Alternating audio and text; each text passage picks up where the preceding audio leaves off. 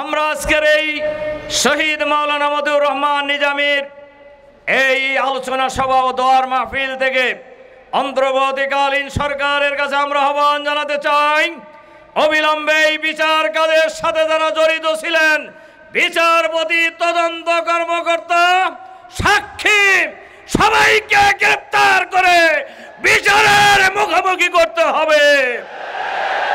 তার কারণ এরা খুনি, এই খুনিদের গ্রেফতার করে বিচারের মুখোমুখি করতে হবে, নইলে বাংলাদেশের জনগণ এদেরকে গ্রেফতার করতে বাধ্য হবে আগামী দিনে। সংগ্রামী ভাই এবং বন্ধুগণ, শুধু তাই নয়, শুধু আমাদের নেতৃবৃন্দকে হত্যা করা হয়েছে তাই নয়, হাজার হাজার মানুষকে হত্যা করা হয়েছে, গুম করা হয়েছে, ক্রসফায়ার দেওয়া হয়েছে, নির্বিচারে পাখির মতো গুলি করে মানুষ হত্যা করা হয়েছে এবং লক্ষ লক্ষ মানুষকে কারাগারে আটক করে রাখা হয়েছে বছরের পর বছর। একটাই উদ্দেশ্য ছিল ক্ষমতায় চিরস্থায়ী হওয়া, ক্ষমতাকে পাকাপোক্ত করা। কিন্তু ক্ষমতার মালিককে আল্লাহ তাআলা চেয়েছেন 5ই আগস্ট যে হাসিনা পালাবে, এটা কি কেউ ধারণা করছিলেন? হাসিনা ধারণা করছিল? গোষ্ঠী শুদ্ধ পালাইছে।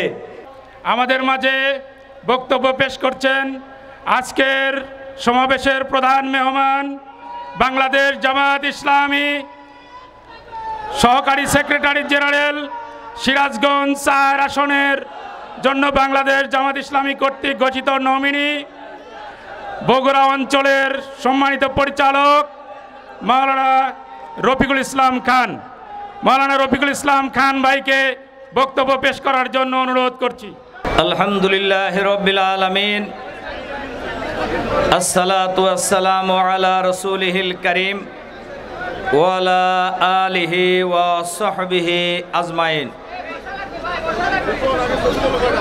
বাংলাদেশ জামায়াত ইসলামী সাথিয়া বেড়া উপজেলার উদ্যোগে আয়োজিত শহীদ আমিরে জামাত মাওলানা মতিউর রহমান নিজামীর শাহাদাত বার্ষিকী উপলক্ষে আয়োজিত আজকের এই আলোচনা সভা ও দোয়ার মাহফিলের প্রিয় সভাপতি শহীদ আমিরে জামাত মাওলানা মতিউর রহমান নিজামীর সুযোগ্য উত্তরসূরি, একদিকে আলেম, অপরদিকে প্রখ্যাত ব্যারিস্টার, নিজামী ভাইয়ের মতোই অনেকটাই ভদ্র শুভ্র আমাদের প্রিয় ব্যারিস্টার নাজিবুর রহমান মমিন। আজকের এই অনুষ্ঠানের সম্মানিত অতিথিবৃন্দ, বিশেষ করে শহীদ পরিবারের সম্মানিত গর্বিত সন্তানেরা, সাংবাদিক বন্ধুগণ, সম্মানিত শ্রদ্ধেয় সংগ্রামী সাথিয়া বেড়ার সর্বস্তরের ছাত্র জনতা, আসসালামু আলাইকুম রহমতুল্লাহি ওয়া বারাকাতুহু। শহীদ মাওলানা মতিউর রহমান নিজামী একটি ইতিহাস, একটি নাম। অনেকেই বলছেন, আমি অনেক সময় নিজামী ভাইয়ের সাথে অনেক আলাপ হয়েছে, উনি আমাকে এমন স্নেহ করতেন যে এটা আসলে বলার মতো না। এখানে আজকে যে সকল পরিবারের সদস্যরা উপস্থিত আছেন, আমাদের আর এক মুরব্বী শহীদ মাওলানা আব্দুস সোবহান, শহীদ সেক্রেটারি জেনারেল আলী হাসান মোহাম্মদ মুজাহিদ, শহীদ সহকারী সেক্রেটারি জেনারেল শহীদ কামারুজ্জামান, শহীদ আব্দুল কাদের মোল্লা, শহীদ মীর কাসেম আলী, আল্লামা দেলোয়ার হোসেন সাইদি, মাওলানা একেএম ইউসুফ, অধ্যাপক নাজির আহমদ সাহেব, এরা সবাই বলা যায় আমাকে সন্তানদের চাইতেও অনেক বেশি ভালোবাসতেন, আদর করতেন। বিশেষ করে নিজামী ভাইয়ের সাথে আমার সর্বশেষ দেখা হয়েছে জেলখানায়। একদিন কোর্টে আসাকে কেন্দ্র করে প্রায় 3 ঘন্টা আমরা দুইজন একই সাথে ছিলাম, একই গাড়িতে আসা যাওয়া করেছিলাম। ওই দিন উনি জীবনের সকল কিছু উজাড় করে দিয়ে উনি বলার জন্য চেষ্টা করেছিলেন। আমাদের শহীদ সেক্রেটারি জেনারেল আলী হাসান মোহাম্মদ মুজাহিদ ভাই ওই দিনই দেখা হয়েছেন। ওই দিনই দেখা হয়েছে আমার সর্বশেষ আল্লামা দেলোয়ার হোসেন চাইদি সাহেব। আমরা এই চারজনই একই মামলার আসামি ছিলাম, যার কারণে একদিনে একই সাথে আমাদেরকে কোর্টে নিয়েছিলেন। লম্বা কাহিনী। ওই দিনও আমাদের আলী হাসান মোহাম্মদ মুজাহিদ ভাই বলতেছিলেন আমার পর্যন্ত ফাঁসি দেবে, নিজামী ভাইকে ফাঁসি দেওয়ার সাহস পাবে না। আর নিজামী ভাই বলছিলেন আমাকে ওরা ছাড়বে না। সম্মানিত ভাই এবং বন্ধুগণ, এ পয়েন্টে একটা কথা বলবো পরে। দেখেন আল্লাহ তাআলার ইচ্ছা, এই সাথিয়া উপজেলার নাম কয়জন লোক বাংলাদেশে জানতো? এর মধ্যে আবার সেই মন্নতপুরে অজপাড়া গ্রামের ছেলে, যিনি ইসলামী ছাত্র সংঘের নিখিল পাকিস্তানের দুইবার কেন্দ্রীয় সভাপতি ছিলেন। এটা কি কল্পনা করা যায় যে অজপাড়াগার একটা ছেলে গোটা পাকিস্তানের ছাত্র আন্দোলনের নেতৃত্ব দিচ্ছেন? আবার একই সাথে উনি জামাত ইসলামীরও আমির ছিলেন। নিজামী ভাইকে এবং জামাত নেতৃবৃন্দকে কেন হত্যা করা হলো? নিজামী ভাইয়ের লিডারশিপকে আমাদের পার্শ্ববর্তী রাষ্ট্র ভারত চ্যালেঞ্জ মনে করতেন। ওনারা মনে করতেন এই দুই মহিলার অবর্তমানে এই বাংলাদেশের মানুষ নিজামী সাহেবের নেতৃত্ব গ্রহণ করে নেবে, যার কারণে ওনাকে এই দুনিয়া থেকে সরাই দিতে হবে, জামাতকে নিশ্চিহ্ন করতে হবে। জামাতকে নিশ্চিহ্ন করার জন্যই এই বিচারের আয়োজন তারা করেছিলেন। আপনারা জানেন যে তালিকা তারা করেছিল, এই তালিকায় আমার নাম 7-8 নম্বরে ছিল। মনে করছিলেন যে মহানগরীর আমির যেহেতু নিশ্চয়ই বয়স্ক লোক হবে। এরপরে তালিকা করার পর, গ্রেপ্তার করার পর দেখলেন যে আসলে বয়সে বেশি সুবিধা করা যায় না, না হইলে আমার অবস্থাও একই কিন্তু হয়তো। সম্মানিত সাথিয়া বেড়ার সংগ্রামী জনতা, নিজামী ভাই এবং আমাদের নেতৃবৃন্দকে যে ফাঁসি দেওয়া হলো, হত্যা করা হলো, এইটা ছিল একটা বিচারের নামে নাটক। মিথ্যা মামলা, মিথ্যা সাক্ষী, মিথ্যা তদন্ত কর্মকর্তা, মিথ্যা বিচারপতি। আপনারা শুনেছেন ইংল্যান্ডের একটি আদালতে সুপ্রিম কোর্টের প্রধান বিচারপতি বলেছেন বাংলাদেশের এই ট্রাইব্যুনালের বিচারকে নিয়ে সামনে নিয়ে বলেছেন, অবজারভেশন দিয়েছেন, এটা ছিল একটি বিচারিক গণহত্যা। আর বাংলাদেশের সকল মানুষ মনে করে এটা ছিল একটি রাজনৈতিক হত্যাকাণ্ড, এবং এই হত্যাকাণ্ডের মাধ্যমে জামাতকে তারা নিশ্চিহ্ন করে দিতে চেয়েছিল। কিন্তু তারা কি তা পেরেছে?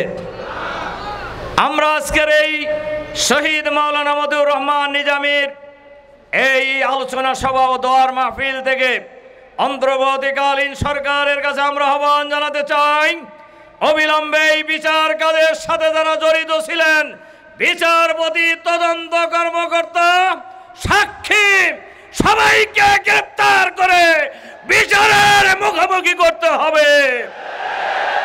তার কারণ এরা খুনি। এই খুনিদের গ্রেফতার করে বিচারের মুখোমুখি করতে হবে, নইলে বাংলাদেশের জনগণ এদেরকে গ্রেফতার করতে বাধ্য হবে আগামী দিনে। সংগ্রামী ভাই এবং বন্ধুগণ, শুধু তাই নয়, শুধু আমাদের নেতৃবৃন্দকে হত্যা করা হয়েছে তাই নয়, হাজার হাজার মানুষকে হত্যা করা হয়েছে, গুম করা হয়েছে, ক্রসফায়ার দেওয়া হয়েছে, নির্বিচারে পাখির মতো গুলি করে মানুষ হত্যা করা হয়েছে, এবং লক্ষ লক্ষ মানুষকে কারাগারে আটক করে রাখা হয়েছে বছরের পর বছর। একটাই উদ্দেশ্য ছিল ক্ষমতায় চিরস্থায়ী হওয়া, ক্ষমতাকে পাকাপোক্ত করা। কিন্তু ক্ষমতার মালিককে আল্লাহ তাআলা চেয়েছেন 5ই আগস্ট যে হাসিনা পালাবে এটা কি কেউ ধারণা করছিলেন? হাসিনা ধারণা করছিল? গোষ্ঠী শুদ্ধ পালাইছে এটা কি ধারণা করছিল? দেখেন আমাদের নেতৃবৃন্দের কথা বলি, শহীদ আমিরে জামাত সহ জামাত নেতৃবৃন্দ ফাঁসির মঞ্চে গিয়েছেন, কালেমা পড়তে পড়তে, কোরআনের আয়াত তেলাওয়াত করতে করতে বাতিলের কাছে মাথা নত করে নাই। আমাদের নেতারা পালায় নাই, চাইলে পালাইতে পারতেন না। আমাদের নেতা শহীদ মীর কাসেম আলী আমেরিকায় ছিলেন, উনি তো ইচ্ছা করলে থেকে যেতে পারতেন। আমার এখনও ওনার এই শব্দগুলি বাজে। উনি এয়ারপোর্টে নেমেই, উনি কারোর সাথে আলাপ করেন নাই, চলে আসছেন। উনি এয়ারপোর্টে নেমে আমাকে ফোন করছেন যে রফিক চলে আসলাম। আমি বললাম যে আসলেন তো এটা আগে জানাবেন না? আগে জানালে কিন্তু আমি ওনাকে হয়তো নিষেধ করতাম, উনি এটা জানেন। উনি বললেন নিজামী ভাইরা ছেলে আর আমি আমেরিকায় থাকবো, এটা হতে পারে না। এটা বলে উনি হাউমাউ করে ফোনে কান্নাকাটি শুরু করে দিলেন। উনি শহীদ হয়েছেন, উনি আল্লাহর দরবারে অনেক মর্যাদা পেয়েছেন, দুনিয়ায় মর্যাদা পেয়েছেন। আর বাতিলের কাছে মাথা নত তিনি আমাদের কোনো নেতাই করেন নাই। আর আমাদের নেতারা পালাননি। আমরা বলি আপনারা পালাইলেন কেন? আপনারা তো বহু ভালো কাম করছেন বলে বলছেন এতদিন, তো পালাইলেন কেন? খালি কি প্রধানমন্ত্রী পালাইছে? প্রধানমন্ত্রী পালিয়েছেন, মন্ত্রীরা পালিয়েছেন, এমপিরা পালিয়েছেন, নেতা নেত্রীরা পালিয়েছেন, তাদের ব্যবসায়ীরা পালিয়েছেন, বিচারপতিরা পালিয়েছেন, এমনকি জাতীয় মসজিদের ইমাম খতিব পালিয়েছেন বাংলাদেশ থেকে। তারা বাংলাদেশকে একটি ভারতের করদ রাজ্য বানানোর সকল আয়োজন সম্পন্ন করেছিলেন, কিন্তু বাংলাদেশের ছাত্র জনতা জীবন দিয়ে, রক্ত দিয়ে এই ভারতীয় আধিপত্যবাদের সকল পরিকল্পনা জুলাই বিপ্লবে লণ্ডভণ্ড করে দিয়েছে।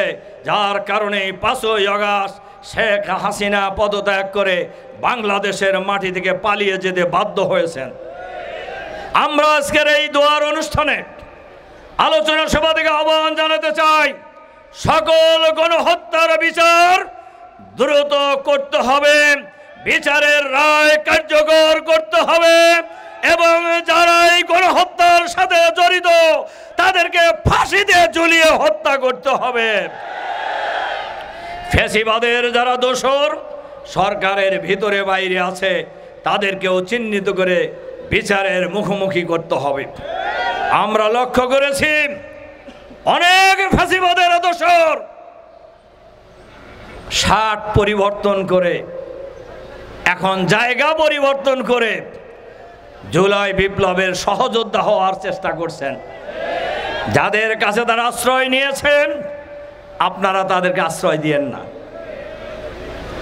যারা এই ফ্যাসিবাদের সাথে দোস্তি পাকাবেন, বন্ধুত্ব করবেন, যে কিছুর বিনিময়ে হন না কেন, আপনাদেরকেও একই কাতারে আগামী দিনে দেখবে বাংলাদেশের মানুষ। বাংলাদেশের মানুষ আর কোনো ফ্যাসিবাদ কায়েম হতে দেবে না। বাংলাদেশের মানুষ, বাংলাদেশে আর নতুন কোনো ফ্যাসিবাদ আমরা প্রতিষ্ঠিত হতে দেব না ইনশাআল্লাহ। এর সাথে সাথে আজকের এই আলোচনা সভায় আমরা আহ্বান জানাতে চাই, 26 লক্ষ মতান্তরে 28 লক্ষ কোটি টাকা এই ফ্যাসিবাদী শাসন আমলে বিদেশে পাচার করা হয়েছে। আমরা আজকের এই আলোচনা সভায় আহ্বান জানাতে চাই, অবিলম্বে এই পাচারকৃত টাকা ফেরত আনতে হবে এবং পাচারকৃত ব্যক্তিদেরকে চিহ্নিত করে বিচারের আওতায় নিয়ে আসতে হবে, তাদের বিচার শেষ করতে হবে। আর প্রয়োজনীয় সংস্কার করে আগে স্থানীয় সরকার নির্বাচন, এরপরে জাতীয় সংসদ নির্বাচন দিতে হবে। আমরা বাংলাদেশের জনগণ যেন তেন প্রকারের নির্বাচন করে কাউকে ক্ষমতায় বসানোর এই রাজনীতি বাংলাদেশের মাটিতে চলতে দেবে না ইনশাআল্লাহ।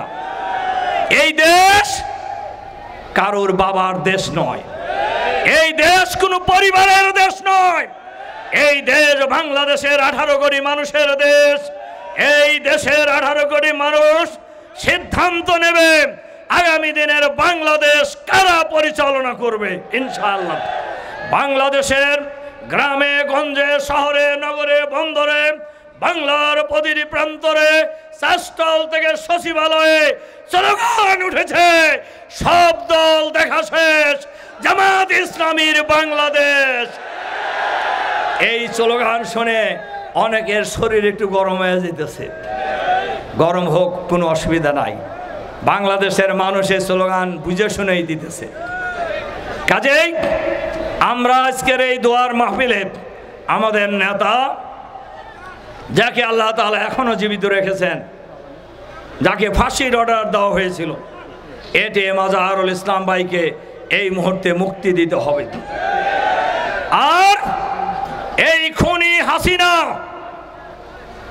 জামাত ইসলামের নিবন্ধন বাতিল করেছিলেন, হাসিনা বিতাড়িত হয়েছে, বিচারপতিরা বিচারিত হয়েছে, হাসিনার দল নিষিদ্ধ হয়েছে, এখনো জামাত ইসলামের নিবন্ধন কেন ফেরত দেওয়া হয় নাই?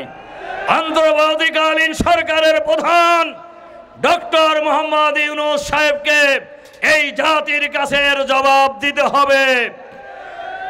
আইনের বেড়াজালে আপনারা এটা আটকায় রাখার চেষ্টা করছেন। আমরা আশা করব অবিলম্বে আগামী 13 তারিখে এই মামলা শুনানি আছে, আপনারা জামাতে নিবন্ধন ফিরে দিবেন ইনশাআল্লাহ। এবং আপনারা জামাত ইসলামীর প্রতীক, বাংলাদেশের মানুষের প্রতীক, ন্যায় বিচারের প্রতীক, ইনসাফের প্রতীক দাঁড়িপাল্লাও আমরা ফিরে পাবো ইনশাআল্লাহ। সংগ্রামী ভাই এবং বন্ধুগণ, এজন্য আজকে আমরা শহীদদের জন্য দোয়া করব, শহীদদের জন্য দোয়া করব। আল্লাহ তাআলা যেন আমাদের নেতা শহীদ আমিরে জামাত মাওলানা মতিউর রহমান নিজামী সহ যে সকল নেতৃবৃন্দ শহীদ হয়েছেন জেলখানায় এবং ফাঁসির মঞ্চে, এবং আমাদের যে সকল ভাই এবং বোনেরা এই ফ্যাসিবাদের আমলে শহীদ হয়েছেন, আমরা সকলের জন্যই দোয়া করব আল্লাহ তাআলা যেন তাদেরকে শহীদ হিসাবে কবুল করে নেন। আল্লাহ তাআলা যেন শহীদ পরিবারের সদস্যবৃন্দকে তার ছায়ায় আশ্রয় দিয়ে, নিরাপত্তা দিয়ে, রহমতের চাদর, বরকতের চাদর দিয়ে আচ্ছাদিত করে রাখেন। আর শহীদদের রেখে যাওয়া এই দল জামাত এবং শিবিরকে আল্লাহ তাআলা যেন তার নিরাপত্তার চাদর দিয়ে আচ্ছাদিত করে রাখেন। আর তাদের যে স্বপ্ন, আমাদের প্রিয় জন্মভূমি 56,000 বর্গ মাইলের বাংলাদেশে আল্লাহর আইন এবং সৎলোকের শাসন কায়েমের যে স্বপ্ন, সেই স্বপ্ন বাস্তবায়ন না হওয়া পর্যন্ত আমরা রাজপথ ছাড়ব না ইনশাআল্লাহ। ইনশাআল্লাহ আমাদের লড়াই চলতেই থাকবে যতদিন না বাংলাদেশের জমিনে আল্লাহর আইন এবং সৎলোকের শাসন কায়েম হবে ইনশাআল্লাহ। বাংলাদেশ জামাত ইসলামী বাংলাদেশে একটি চাঁদাবাজ মুক্ত, সন্ত্রাস মুক্ত, নৈরাজ্য মুক্ত, দুর্নীতি মুক্ত, দখলবাজ মুক্ত, আধুনিক মানবিক ইসলামের কল্যাণের বাংলাদেশ কায়েম করার লড়াই করছে। আমাদের লড়াই চলতেই থাকবে। হয় বাংলাদেশের জমিনে আল্লাহর দ্বীন বিজয়ী হবে, নইলে আমরা লড়াই করতে করতেই শহীদ মাওলানা মতিউর রহমান নিজামী, মাওলানা আব্দুল সোবহান শহীদ নেতৃবৃন্দের পথ ধরে আল্লাহর দরবারে আমরা উপস্থিত হয়ে যাব ইনশাআল্লাহ। মাঝখানে কোনো বিরোধী নাই। আর সর্বশেষ কথা বলতে চাই, বাংলাদেশ জামাত ইসলামী শহীদ মাওলানা মতিউর রহমান নিজামী যে জায়গায় নির্বাচন করতেন, উনি বেঁচে থাকলে উনি এই আসনের প্রার্থী ছিলেন, আমাদের থাকতেন। ওনারও বর্তমানে জামাত এই আসনে বেড়া সাথিয়ার এই আসনে মনোনয়ন দিয়েছেন তার সুযোগ্য সন্তান ব্যারিস্টার নজিবুর রহমান মমিনকে। আপনারা খুশি না বেজার? কীরকম খুশি? অনেক খুশি আমরা। এই জন্য খালি খুশি হওয়া মাঠে বসে থাকলে হবে, আমাদের সংগ্রাম চলতেই থাকবে। সাথিয়ার গ্রামে গ্রামে, বেড়ার গ্রামে গ্রামে, মহল্লায় মহল্লায় জনগণকে সংগঠিত করে আগামী দিনে ব্যারিস্টার নাজিব মমিনের পক্ষে দাড়িপাল্লা প্রতীকে আপনারা ভোট চাইবেন এবং আগামী দিনে ব্যারিস্টার নাজিবকে আমরা বিপুল ভোটের ব্যবধানে আমরা নির্বাচিত করব ইনশাআল্লাহ। আপনারা ভোট ডাকাতি বাংলাদেশে আর হবে না ইনশাআল্লাহ। অনেকেই যেন তেন নির্বাচনের একটা স্বপ্ন দেখছে, আমরা বলি বাংলাদেশের জনগণ যেন তেন প্রকারে আর কোনো নির্বাচন হইতে দেবে না। আর বাংলাদেশের মানুষ এখন বহু ভালো চালাক হয়ে গেছে। যে মানুষ, যে যুব সমাজ হাসিনার মতো ফ্যাসিবাদী শাসনকে এই বাংলাদেশ থেকে বিতাড়িত করেছে, সুতরাং বাংলাদেশে কেউ জোর জবরদস্ত করে নির্বাচনে বিজয়ী হওয়ার স্বপ্ন যদি কেউ দেখে, সেই স্বপ্ন এই নদীর মধ্যে ডুবাইয়ে দেওয়া হবে ইনশাআল্লাহ। কি আপনারা রাজি আছেন এজন্য? এজন্য আসুন আমরা সবাই মিলেই এই সাথিয়া বেড়াকে আমরা আগামী দিনে সুন্দর করে ঢেলে সাজাবো ব্যারিস্টার নাজিব মমিনের নেতৃত্বে ইনশাআল্লাহ। সেই প্রত্যাশা রেখে আপনাদের প্রতি আবারও আন্তরিক সালাম এবং মোবারকবাদ জানিয়ে আপনাদের সার্বিক কল্যাণ এবং সুস্বাস্থ্য কামনা করে আমার বক্তব্য এখানে শেষ করছি। আল্লাহ হাফেজ। বাংলাদেশ জিন্দাবাদ। সাথিয়া বেড়ার জনগণ জিন্দাবাদ। আসসালামু আলাইকুম রহমতুল্লাহ।